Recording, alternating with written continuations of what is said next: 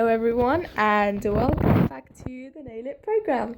In this video, this is part of the chemistry series and this is the first episode. So I'm basically gonna go through the basics that you do need to know in order to grasp the chemical equations, which is rather the fundamental principle for chemistry equations.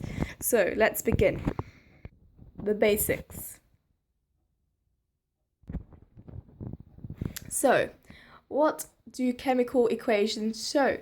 They show a change of the reactant. So you've got reactants. Reactants are the substances that are taking part within this reaction, and it's basically it shows the chemical changes which are occurring.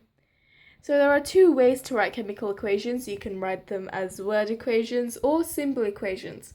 Word equations, we have a very good example here. Methane plus oxygen gives us carbon dioxide plus water. Here are your reactants on your left hand side and your products are on your right hand side. You can remember this like reactants as in the beginning, and products are the substances which are being produced.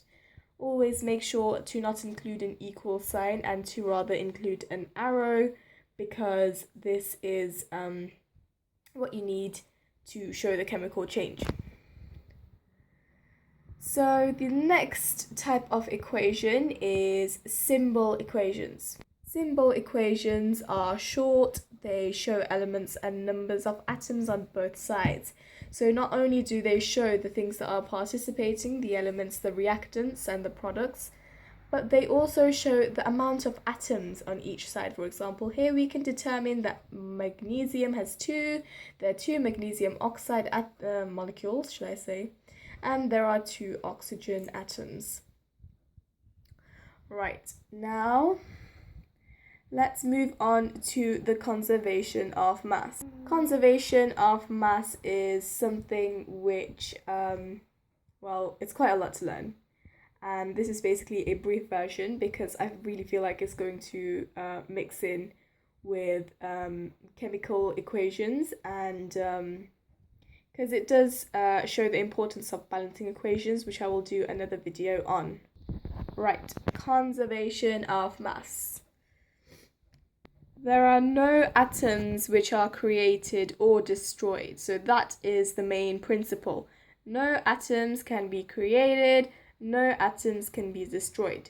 Mass, therefore, remains the same in a closed system, which means a system where none of the reactants or products can escape. So what does this show? When you have no atoms created and no atoms destroyed, this means that you have the equal number of atoms on both sides of the equation, because there is nowhere for the atoms to disappear. I mean, where would it go if it's not created or destroyed? Now let's move on to our state formulae, or should I say symbols. So first we have the solids. Now solids, what is the symbol for solids? It's actually in blue, it's S. So whenever you see S near an element, it means that it's a solid. Next one, L. So liquid. When we do have a liquid, the state symbol for it is also in blue, it is L. When we have a gas, our state symbol is G. Aqueous. Now aqueous is something you probably didn't learn before. Actually, solid, liquid and gas are something you're already supposed to know from key stage 2.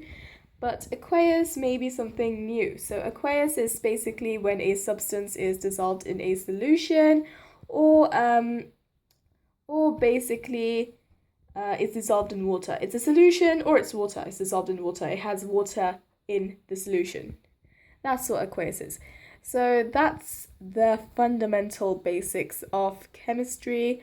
I hope you found my video very useful. Please don't forget to like, subscribe and share, and if there's anything else that you did not like about this video, you did not find useful, please do comment below. Thank you.